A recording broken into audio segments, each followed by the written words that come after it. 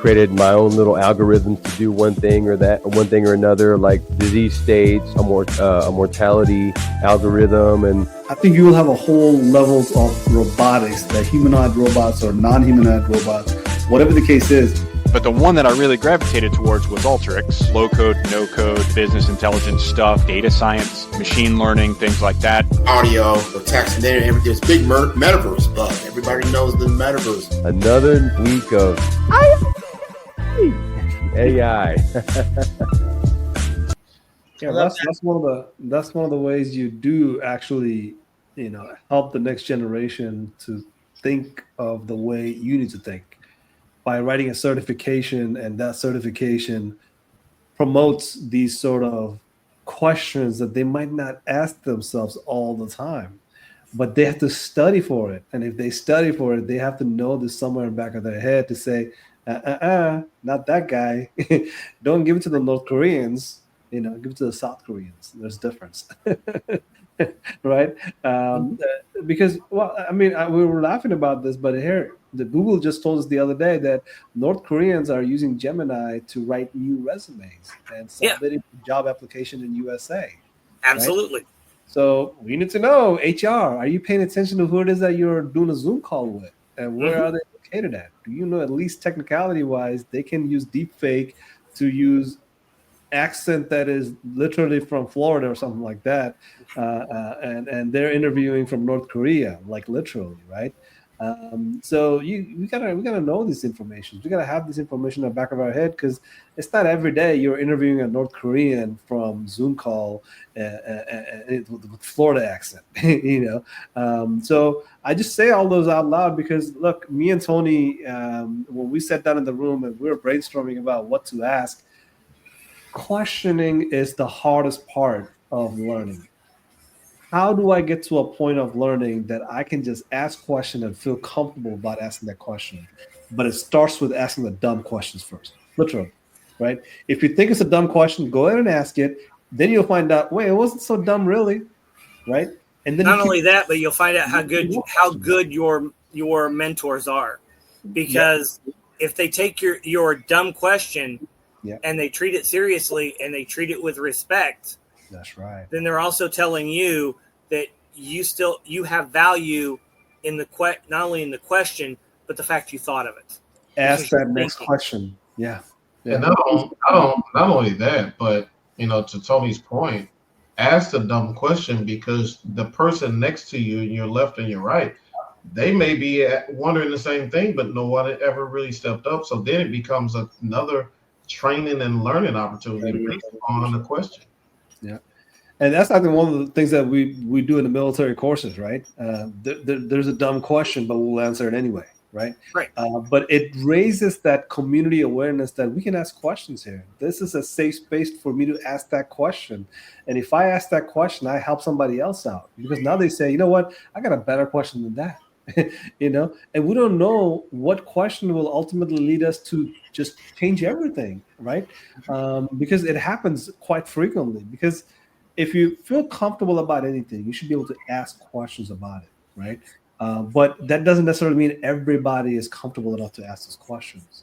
So if you feel uncomfortable in this space where you're thinking like, I'm new, I'm not so sure what I'm getting into, ask questions. I think that's going to change dramatically based on every learning you have. If you are able to ask those questions, now you can indicate what it is that you don't know and what it is that you have to learn on top of that. So Tony is a good example of question banks.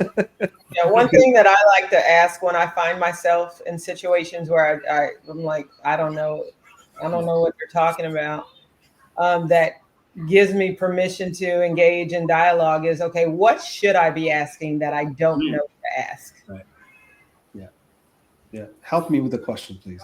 The other thing I always keep in mind when I'm either asking or answering questions is everybody that I interact with, I either started out the same place, or at some point they're going to go beyond me and I'm going to have to be the one that is now trying to follow their lead. So I use that to try to keep myself a little bit humble. Mhm. I didn't start out knowing all this. I had to ask a ton of questions, as Asif will attest. I had to ask a ton of questions to get here. Yeah. But I also recognize that at some point in time, I'm going to run into somebody, and I always hope I do, and I feel comfortable here because I don't feel like I'm the smartest person in the room. I don't want to ever be the smartest person in the room, because if I can be in a room with people that are more intelligent than I am, then I have an opportunity to learn. And I mean, I've been learning all night from you four, so I know I'm in good company. Well, I think one of the things that makes Tony very unique is questioning your question. He's helping you improve your questioning capability, saying, why are you asking that question? How did you come to that question? And what are you expected to get out of that question, right?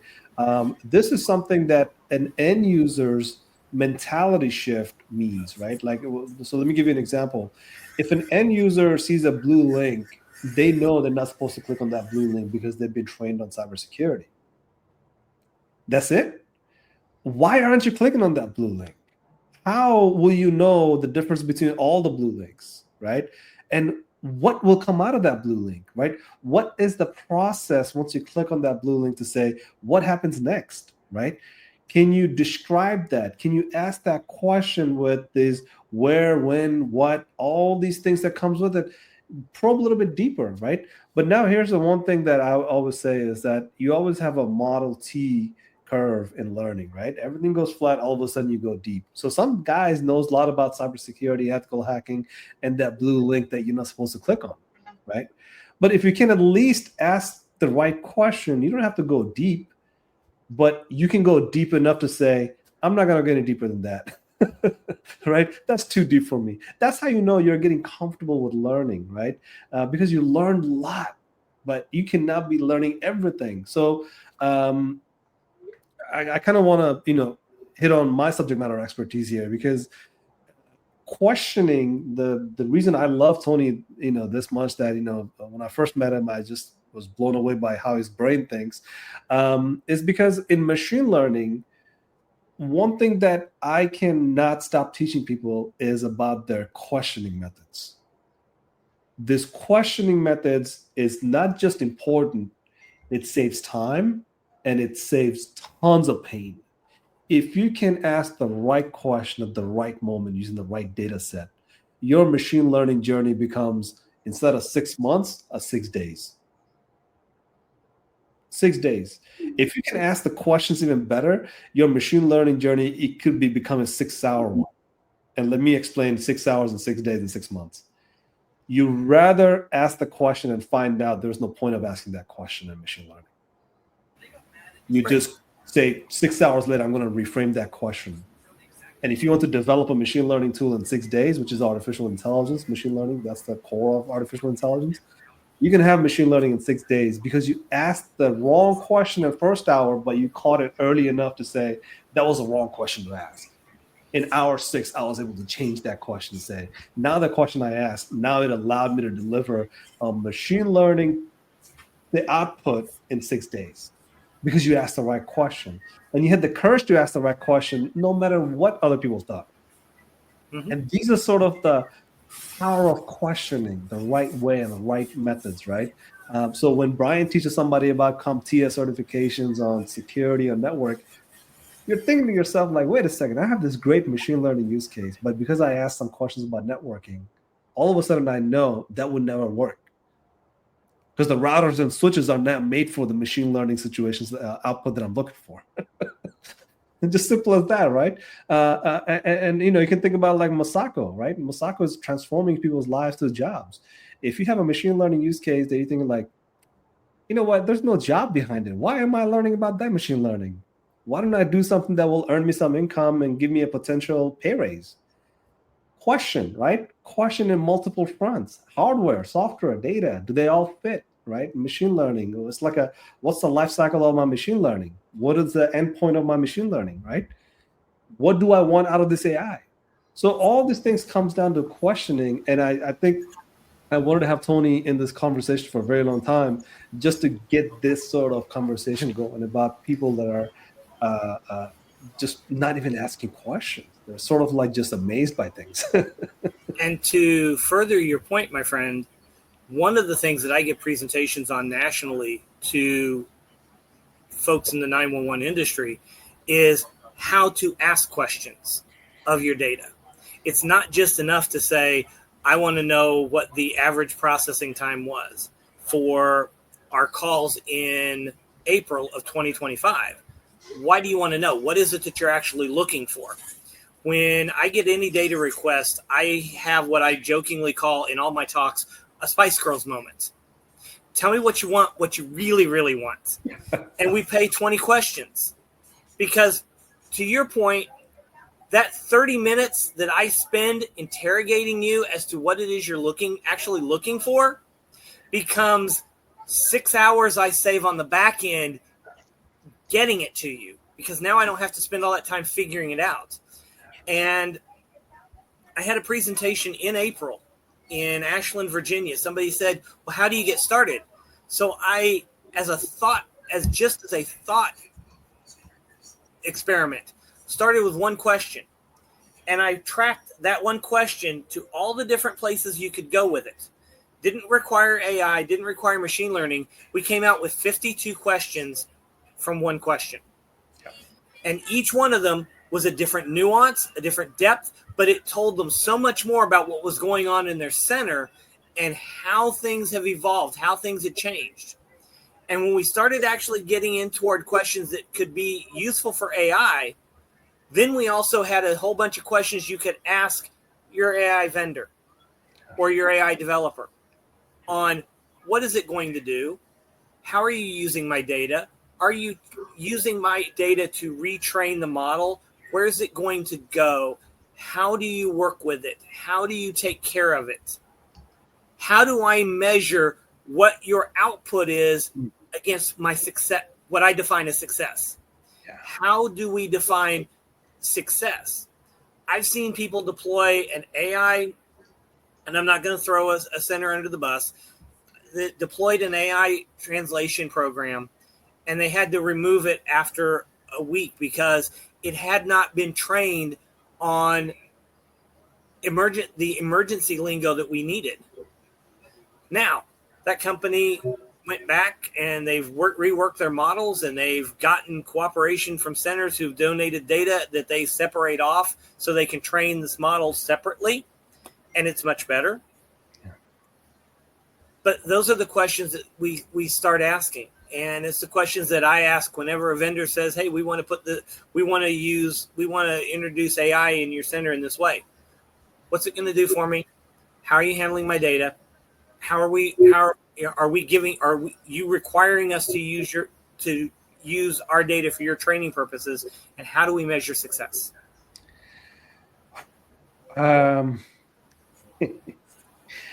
All right, guys. I know you guys have probably a lot of questions, so let's grill Tony here. But I do want to ask a question to Tony about those 52 questions. That reminds me of feature extraction, right? Mm-hmm. So you look at a big data set and you do a feature extraction. So when we think about feature extraction from a data set, that's 52 questions, right? You start with one question, you end up with 52 questions because you're looking at the data set and you're saying, there's so many features here. This is not just name, last name, first name, and phone numbers. This is last name, first name, and the events of your life which changed you. What did you become after that event? I'm just going on about the 53rd question, right? Like, what happens to a person after they get in a car accident? How does that life transform? How do I find that out, right? But I'm just putting that out as an example. But tell us some, data set related things that you've seen where you're just like, I started here, but boy, we ended up in some other places. Like, what's your take on that? Oh, the easiest one of the bunch, because I'm actually working it up as a possible presentation for a conference next year. When we work on calls, in a lot of cases, when an officer's done with a call, they need to go back to it later and they'll want to put time against the call for their reports. A lot of us have procedures, but one of the things that we try not to do is reopen a closed call. but it's the fastest thing to do. So what we found out was, how much did that impact us? Well, we found it impacted us in two ways. One, it could make us look incredibly good, because sometimes we were showing that we closed the call 3 days before it actually arrived, because it was when it got reopened. But at the other end, it sometimes created situations where it looked like we had a call sitting waiting for over a year before it was assigned again, because it got reopened for whatever reason to put time against it. And now we had a problem. And we had elapsed times, and those elapsed times, either in the negative or in the positive, in the outlier realms, really impacted what it looked like to the community and how we service the community, because the folks that were aggregating the data and publishing it to the community weren't taking those nuances into consideration. So I had to sit down and rework some of that so that we could say, no, we don't have calls that are sitting for a month at a time. We have calls that were only open for an hour and a half, but then it got opened a month later because somebody had to go back and record the time against it. So if we have to look at that. As comfortable in I have a question. This is a two-part question, Tony, and this has to do with previously you mentioned how it's extremely important to you to turn the data into information that is useful to you, and you're very passionate about it. I feel it when you shared it. So what has been one of your highest points of data that you turned into information, how it served the greatest purpose for you? And then what has been one of your lowest points that it didn't turn out the way you anticipated that it would? The highest point was my master's thesis, my master's capstone project, actually. We analyzed the Emergency Communications Center's response to COVID-19, starting with locking people into the center for 2 weeks at a time, to sending everybody home, to renting an entire floor of a hotel so that we could keep our operations rolling, but protect our telecommunicators at the same time. And what we found was something as simple as changing our VPN provider made an incredibly impactful difference to the positive in how quickly we responded to events in the community. Probably the lowest was the congressional shooting in Alexandria a few years ago. I got called into the investigation because I'm the guardian of the data, and it happened in our jurisdiction. And as we went through, we looked at so many different calls. We kind of felt like we missed a red flag. We missed something because we didn't put the data into information fast enough, the right data into information fast enough, and we saw it after the fact. And regardless of your political output, the fact that someone was shot and harmed, thankfully not killed, but shot and harmed because because too many fractured systems did not come together to put the data into meaningful information fast enough, somebody got harmed. And that drives me to what can I do? What can we do with this data? What can we change? How can we change how we use it so that we can save a life, so that we can get to somebody a little faster? The American Heart Association will tell you that if you can put your hands on chest within seconds of somebody showing symptoms of a cardiac arrest, you can raise their survival rate to 90%. How fast can we recognize it and get those hands on chest to save that next life? How quickly can we get to a scene of a domestic to prevent something bad from happening because we can recognize a keyword or a stress point, or we can recognize something that rolls us that 2 seconds faster, because that 2 seconds might make a difference.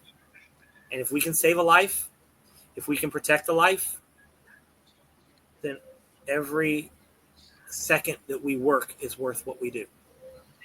Thanks for that. I have another question, and you may be able to answer this or you may not. But when we were talking earlier about 911, the 911 center, my mind always goes back to 911, the day. And listening to you right now talk about high points and low points and the capacity of receiving data, sharing data, and then getting it disseminated to the right sources and resources to do what is appropriate to save time and save lives. When it comes to 911, the day and the misappropriation of data, what are your thoughts, if you have any thoughts with regard to that, around the information that was released or the information that was shared that wasn't disseminated across agencies? What are your thoughts? Being a data scientist, when it comes to data and information, what are your thoughts around 911 the day? We don't use nearly enough of it. We generate tons of it. And we barely scratch the surface of what we can do with it. Like I said, one of my goals is to use it to identify problems in the community that we can address before the phone's ever picked up and called. If we can cut down those calls before anybody picks up the phone, that's a win. Because that's maybe somebody doesn't have that bad day. Maybe that telecommunicator doesn't get that crying, hysterical parent on the phone because their child is in danger. If I can cut that down, if I can find new and inventive ways to use that data to make it better for my telecommunicators, if I can find a way to say, hey, this person has taken so many calls in this time, and these calls have all been fairly long, can we get them off the floor on a break now and find a way to to manage that so that we don't have a burnout situation, so that I don't have a telecommunicator to walk off shift silent and I don't know if they're okay or not? I want to make sure they go home okay. I want to find every possible way I can torture the data until it confesses so that I can make things better for the people in the headsets and the people they're serving in the community. And we don't use as much of it as we can. So I'm passionate about, can we find new ways? And somebody says, well, hey, can we look at this? I'll stop and look at it and we'll come up and see what it tells us. What can we find? You can ask the question. I'm going to help you find the data and we're going to find an answer. What are some of the ways that you believe we can create change within our communities to, share information, whether it's Look at the types of calls we're getting. Look at the types of calls we're getting, where we're getting them, and when we're getting them. For example, do we see a situation where one county over from me is a food desert? There are no active grocery stores in the county. You have to leave the county to go buy fresh groceries one county over either direction. So let's look at their medical calls. Do we see areas that the farther you are from the grocery store, from fresh food by distance, do we see an increase in medical emergency calls? Could those be addressed by putting together, instead of putting together farmers markets once a month in a community, could we put together, pick up some of that produce that farmers that are trying to get rid of, purchase it, and then distribute it out into the community, into communities at risk? We know that certain communities have health issues that are found in a greater propensity in a community. Whether it's a Native American community, an African American community, a Latino community, it doesn't matter. There's different health issues that are more prevalent in a community. If we know that we have those communities in our midst, how can we work with our partners in public and private sector to address those in a way that don't become 911 calls? If we can take our community before they call 911, then we have a happier, healthier community, and we have a better community. We have a stronger community. And we can use our data as a starting point because we can see the problem. Now, if we can take the problem to people who can help us devise a solution, and we can put the solution out there that can benefit all of us and make us all stronger, make us all wiser, make us all healthier, make us all safer, and we at the same time we reduce the number of calls coming in 911, how can we go wrong? It goes back to that question I always say, what can we build together today? Right. I love that. Yeah. Thank you, Tony. I like that. I hope to work together soon. I hope so. I think it would be fantastic. Yeah. Any other questions for Tony? Because I think we're coming to an end here. But if you have any questions, this is your chance. You don't get to meet a CAD data scientist. But I got to tell you one thing about the models that Tony was describing, right? It's a model. You create those bar graphs and you figure out the anomalies like 9/11, right? There's outliers that happens, but guess what? An anomaly and outlier is they're the biggest teacher of everything else, right? So when you look at a bar graph and you see like, oh, average, boom, there's an outlier over there. Well, that outlier teaches you a lot about averages if you knew how to ask the question, turn it around, right? The famous joke is that all models are wrong, some are useful. All models are wrong, some are useful. That's true. Where Tony comes in, right? All models can be wrong as long as you can make it useful. So the reason AI is so exciting is because it's delivered. People that don't find AI exciting, and again, I'm just kind of jokingly saying that, is that they have to clean up those data in order for this AI to work. Tony mentioned the canary in coal mine. Well, as a data ETL guys, we are the one that works in a coal mine all the time. We have to work in spaces that nobody wants to even get there. But guess where all the AI originates from? From those database where the data lives, and those data outliers and anomalies and models that is developed over time, they prove themselves to be worthy enough of something. All of a sudden you do design, you develop, and you develop more, you develop again, you develop and you fail, and then you develop again, and then all of a sudden you deploy. But people think it's just design, develop, and deploy. No. By the time you deployed, you already lost many things, you have to shred many of these data sets. So it's a difficult journey, but that's why it's so important. That's why everybody loves it today, because the chances of succeeding with your model that is useless, it's a little bit better today than it was yesterday, right? Because now you're seeing multiple other models. You're able to bring those models together and make things happen. Make things happen, like Tony just said. You're shaving off 1 or 2 seconds in response. That 1 or 2 seconds save lives, right?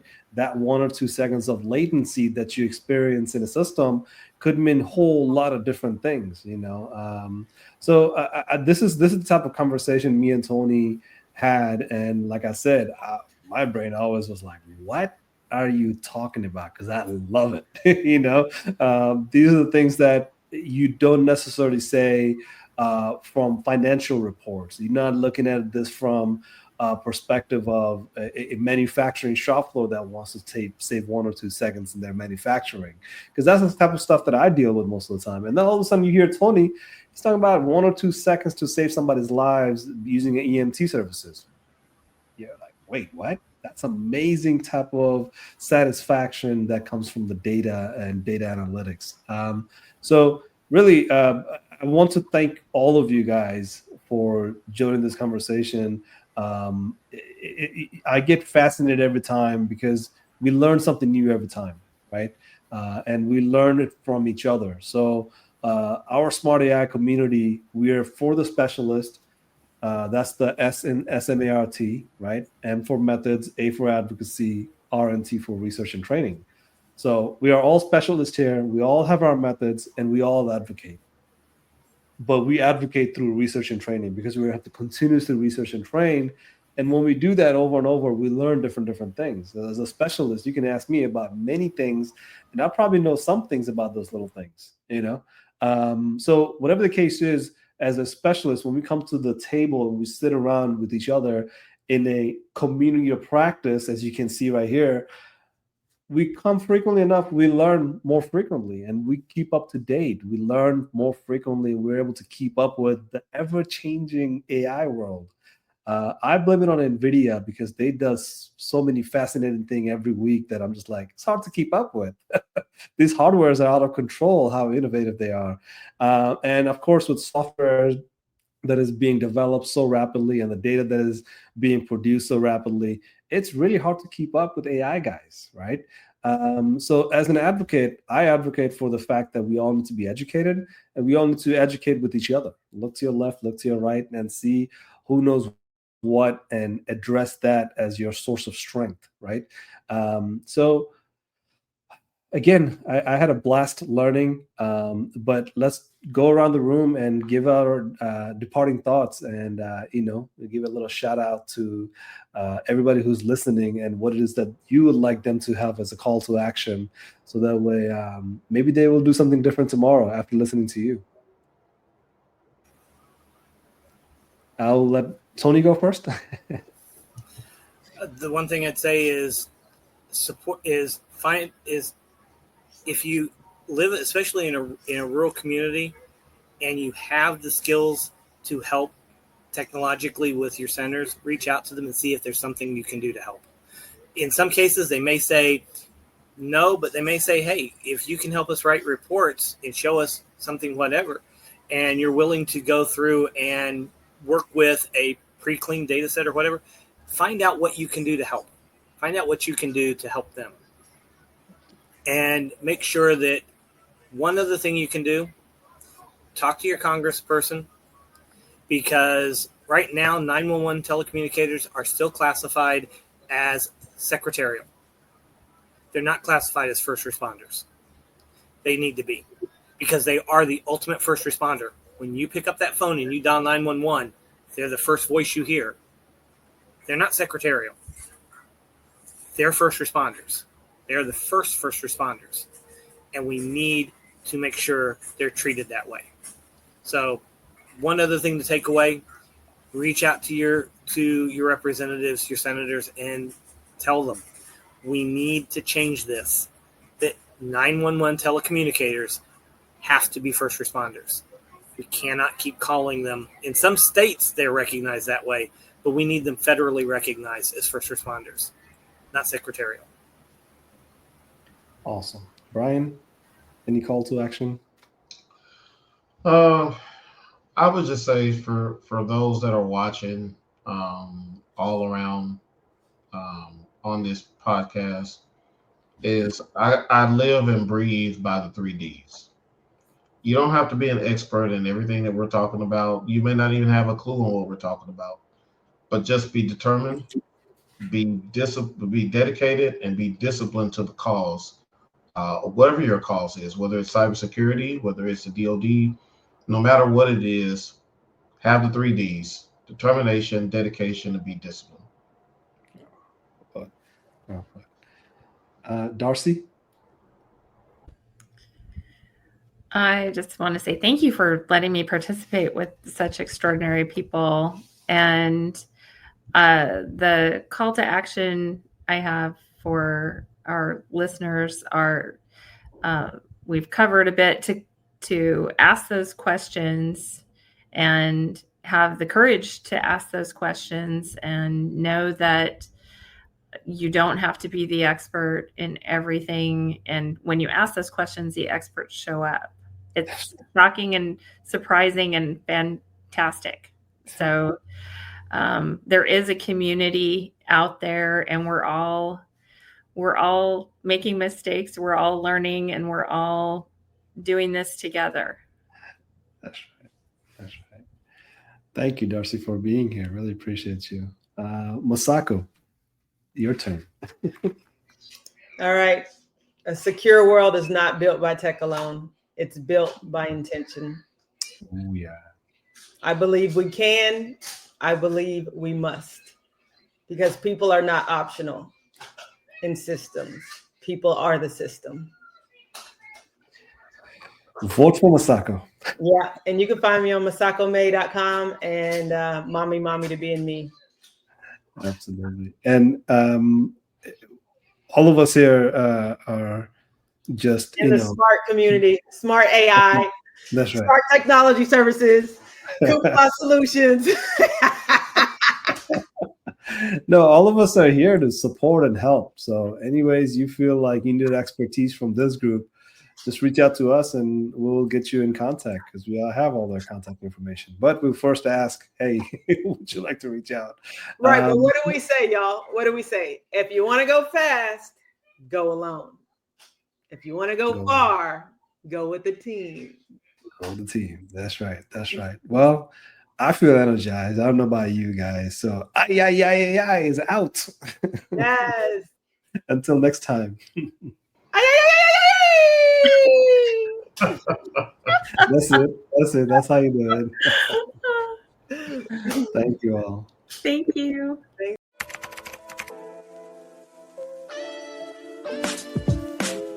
Created my own little algorithms to do one thing or another, like disease states, a mortality